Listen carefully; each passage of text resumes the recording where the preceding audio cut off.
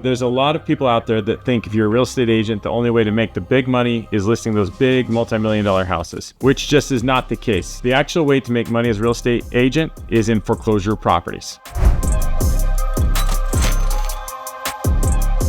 A lot of people actually think foreclosure properties are just for cash investor buyers, but that's just not the case. Agents can be involved just as much, and they should be. I've created 5 super simple steps to buying properties at foreclosure auction for real estate agents. Okay, number 1 is to find the property. First, if you're in Arizona, make sure that you are subscribed to my foreclosure list and you're getting all of these foreclosure properties. If you're in another state, you've got to find out where to get those foreclosure properties.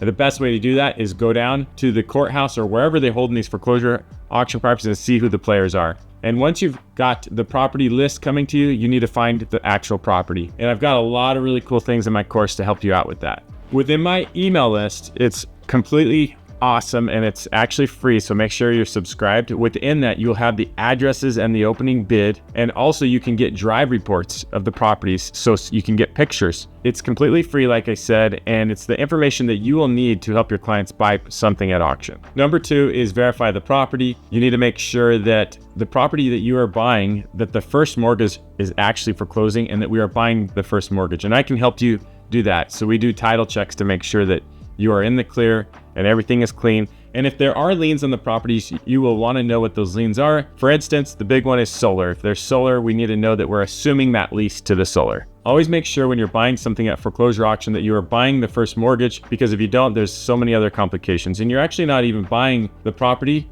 if you don't buy the first mortgage. So you have to be careful because the seconds, thirds, they can actually sell at auction also. And number 3 is to find a lender. So if you don't have cash or your client doesn't have cash, they can actually get hard money with 10 to 20% down of the winning bid of the property. And I can help you with that. There's plenty of hard money lenders here in Arizona that will help you get money to buy at foreclosure auction. The only important thing is with that lender, if you get hard money, if you're not buying it cash, that you need to make sure that you refinance out of that hard money as soon as possible because it's expensive. So you need to make sure you can refinance, and you can get that done with a traditional lender, pretty simple. So within Find a Lender, if you do get hard money, you need to be able to calculate those expenses within the property to make sure if you're flipping it or buy and holding it before you refinance, you have to make sure you include those costs of hard money into your bottom line. And that's really, really important. But if it's cash, you don't have to worry about that extra expense. So number 4 is bidding on the property. You actually don't have to go in person and bid on the property. I will do that for you, which is super awesome. I can get you on the phone as it's going, and I will help you